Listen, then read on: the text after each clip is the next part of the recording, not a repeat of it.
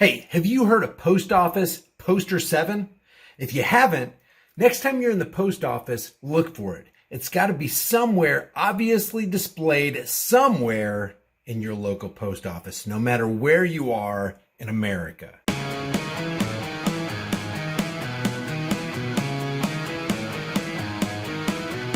A lot of people aren't aware of this right here. This is Poster 7 that's supposed to be obviously displayed in all post offices across America. These are rules and regulations governing conduct on postal property. Say that 10 times fast and see where it'll get you. There are two things that I want to highlight in this, though. This is, by all intents and purposes, a First Amendment and a Second Amendment free zone. And I'm going to demonstrate that real quick, and then we're going to dive into this one that says photographs for news, advertising, or commercial purposes. And under photographs for news, advertising, and commercial purposes, it says photographs for news purposes may be taken in entrances, lobbies, foyers, corridors, or auditoriums when used for public meetings, except there's an exception clause there. And it's built in there because that's what government authorities do.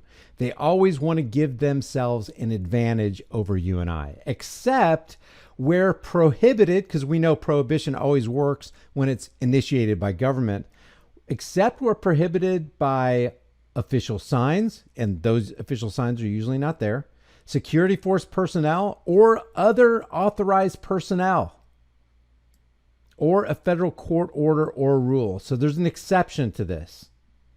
And they can choose to exercise when to roll those exceptions out. Other photographs may be taken only with the permission of the local postmaster or installation head. This exception is what I take strong exception to, because like it or not, whoever wrote the regulations that govern conduct on postal property forgot that there's this little thing right here called the First Amendment. It should be, if we just take what judges, lawyers, politicians, and all law enforcers say, the supreme law of the land should take precedence over this because the postal property is on American soil. That's why. I'm not sitting here saying that there's anything valid in and of itself with the Constitution unless it's in accordance with and agreement with natural law. And there's a lot of stuff in the Constitution that violates natural law. Congress shall have the power to lay and collect taxes. Taxation is theft. There are men in government, just mere men like you and me. They have the power to lay and collect taxes. They have the power to steal from us lawfully. Legal theft? Nah, I don't think so. That's a violation of natural law. But let me direct your attention real quick before I show you the second violation of the Constitution within the rules and regulations governing the conduct on postal property. Congress, First Amendment says, which is the opposite of progress, shall make no law respecting an establishment of religion. In other words, you can't make this religion and go, okay, this is the national religion. You guys have to submit to it. Congress shall not make, and if you don't submit to it, then you get punished, because that's what a law is. A law is the opinions of politicians backed by the threat of force. You shall make no law saying, hey, this is the established state religion, and if you don't follow the established state religion, you get punished. That's prohibited in the Constitution, and rightly so, because that's in accordance with natural law. No man can come up to another man and say, hey, I'm going to punish you if you don't bow down to my God and my religion. It's clear as the nose on your face. Or prohibiting the free exercise thereof. If another man wants to exercise his religion and worship his God, it's none of your business, is the bottom line. Or abridging the freedom of speech. Congress can't make a law abridging the freedom of speech. Congress can't make a law or the opinions of politicians backed by the threat of force abridging the freedom of the press or of the right of the people to peaceably assemble. Got no problem so far with the First Amendment. I got a serious issue with the last part. And to petition the government for a redress of grievances. That's a serious problem I got, because there is no such thing as government. Because government is that idea that this man right here has a higher claim over the property and life of this man right here. That's not true. That's not legitimate. There's nothing in nature to support that.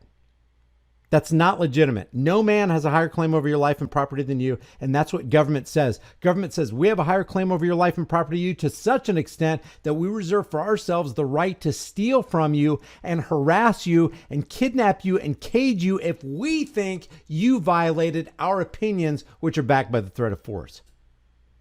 The right of the people to petition the government, to petition the controllers, because that's what government is. That's what government means. It means to control or to govern.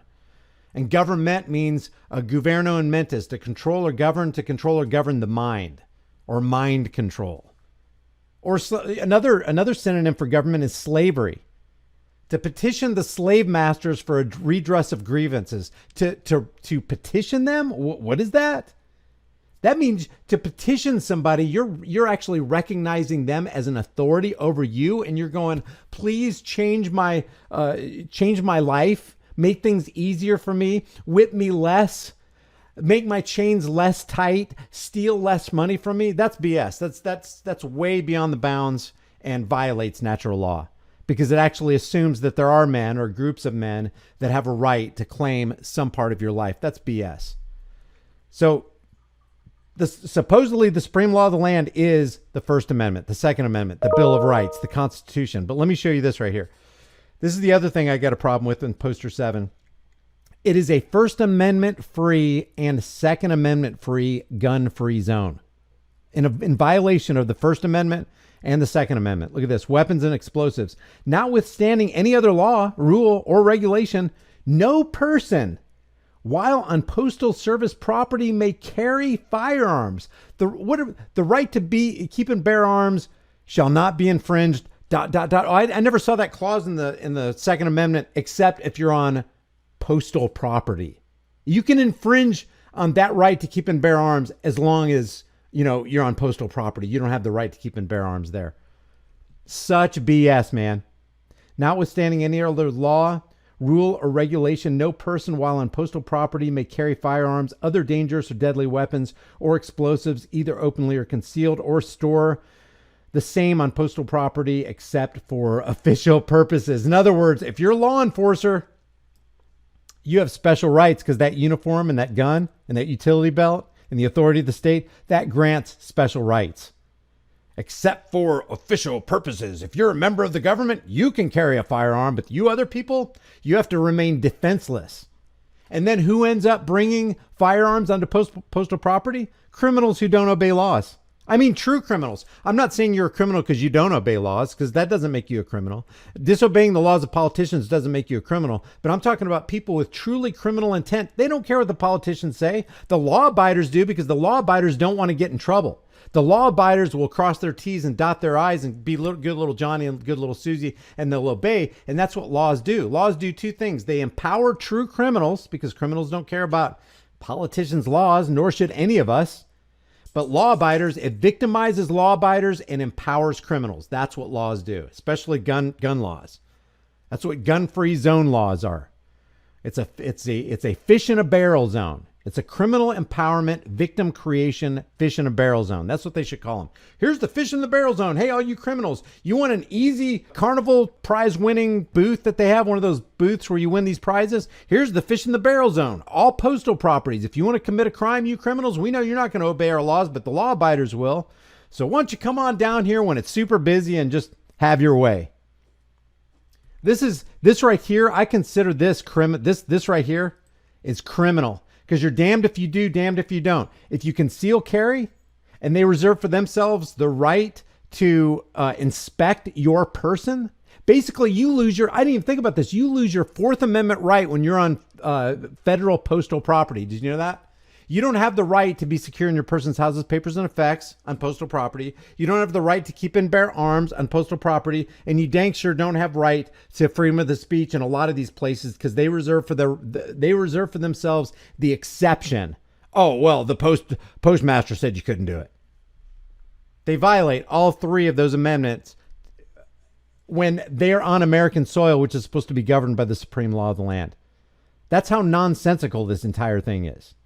And so what I wanted to do in this video is highlight how nonsensical it is. However, I understand why, and I do the same thing too. I agree with Lysander Spooner. The Constitution, what is the Constitution? What power does the Constitution have to protect you? Obviously, it has none. We have like 300 federal laws against firearms and about 20,000 state and local laws against firearms. Nobody's paying attention to the Second Amendment. They don't care about it. They're constantly trying to make these gun safety regulations that make people less safe. That's what they do. It's almost like that's what the politician's occupation is. So Lysander Spooner says, whether the Constitution be one thing or another, this much is certain. I can tell you this, Lysander Spooner says. It's either authorized such a tyrannical government as we've had, or it's been powerless to stop it. In either case, it's unfit to exist because people are constantly running roughshod and steamrolling over the Constitution every chance they get. However, you can still use the Constitution and hold these law enforcers, these policy enforcers, these tyrants, these people who believe they have power over you to do things that you can't do. Those cops, they'll come on postal property and not even think about it. You'll think about it. You know why? Because you'll get in trouble if you get caught with a firearm on postal property. You may say you don't care, but when they start shaking you down, it gets like, you got a concealed weapon on federal property, you're going to go to federal prison, and they'll make sure you do. Do they do that to cops? No. Why? Because they're special human beings. That's a violation of natural law. That's them saying we have rights that you don't have.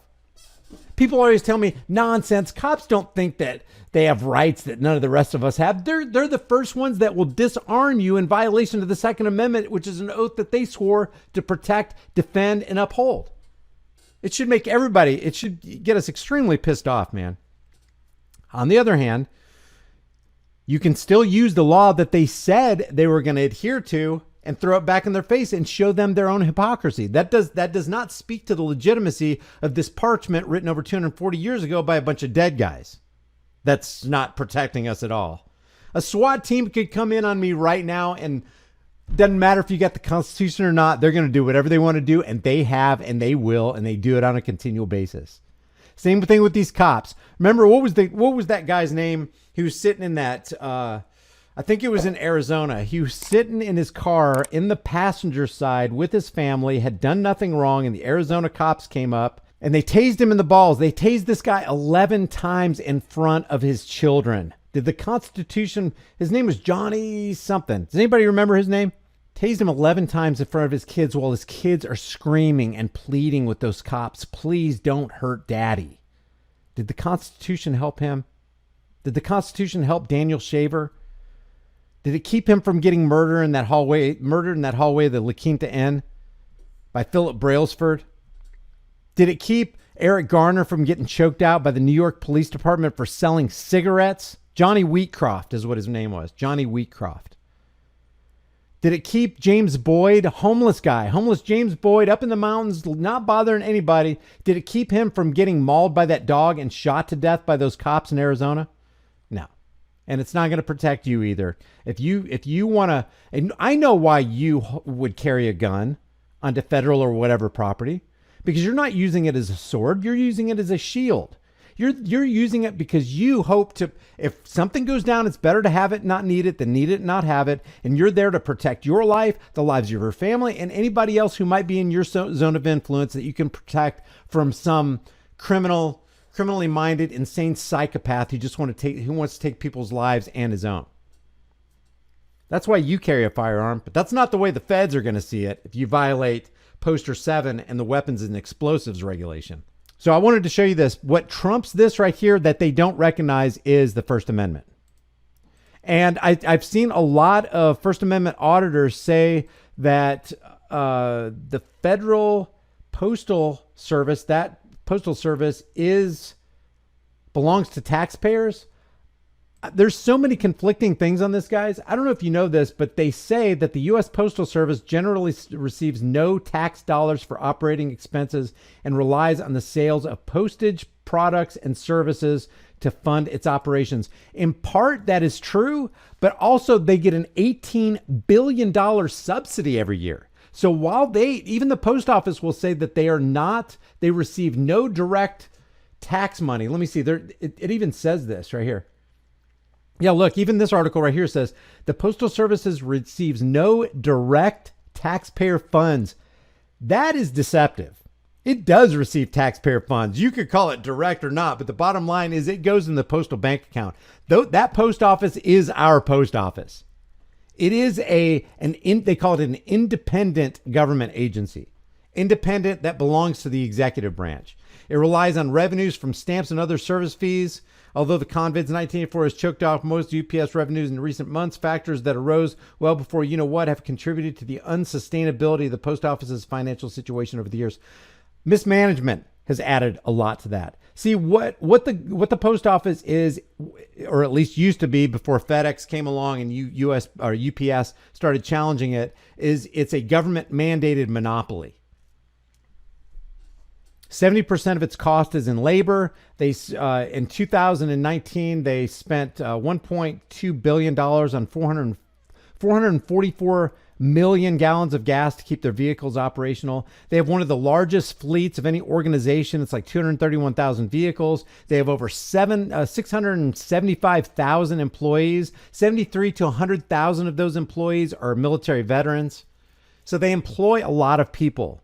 But to say that they do not receive direct taxpayer funds is a freaking lie, as far as I'm concerned. Because if you're getting $18 billion a year in government subsidies, where do those government subsidies come from? They come from you and me. Plus, they get cheap borrowing from the Treasury, which puts an additional economic burden on people who would be the customers of the post office. That stamp wouldn't be, 55, 65 cents, whatever it is right now. Maybe it'd be 25 cents. If the free market was allowed to operate, and they would actually be incentivized to operate a little bit more efficiently. But what I wanted to bring out on that was, I'll show you this Supreme Court ruling in a second, but a lot of people don't know that the first Postmaster General was, according to the story, Benjamin Franklin. The USPS traces its roots to 1775 during the Second Continental Congress, when Ben Franklin was appointed the first Postmaster General. He also served a similar position for the colonies of the Kingdom of Great Britain. The Post Office Department was created in 1792 with the passage of the Postal Service Act. It was elevated to a cabinet-level department in 1872 and was transformed by the PRA, which is the Postal Reorganization Act of 1970, into the United States Postal Service as an independent agency. And I just want to show you this one last thing, because I just think some of this stuff is kind of interesting as far as the history goes on it. The USPS is often mischaracterized as a quasi-governmental or private entity. It is neither. This is what part of the Library of Congress has to say. The USPS is a government agency that was created by Congress to achieve various public purposes. Federal law defines what products and services the Postal Service may offer. And then down here it says the PRA, which right here is the Postal Reorganization Act, the PRA's designation of the Postal Service as an independent establishment of the executive branch of the government of the United States is not consistent with the idea that the Postal Service is an entity existing outside the government. So if it is part of the government, then it belongs to the people. So these First Amendment auditors are right when they say, hey, this is my building. This is your building. They're fleecing the tax cattle to fund this building. I have a right, a human right, to actually be here and to exercise my natural right, not just First Amendment right, but my natural right to freedom of the press. And more than that, nobody else has the right to infringe on your right to freedom of the press. Indeed, the designation indicates just the contrary. The PRA gives the post office or the Postal Service a high degree of independence from other government agencies, but it remains a part of the government. And the thing that I want to bring out, the big takeaway from this, and with regard to Poster 7, is that the First Amendment trumps and will always trump, even in the minds of judges and lawyers and politicians and law enforcers. The First Amendment, or at least part of that First Amendment, freedom of the press, will always trump Postal Service Poster 7. The rules and regulations governing conduct on postal property. Poster 7 is trumped by the First Amendment, is the bottom line.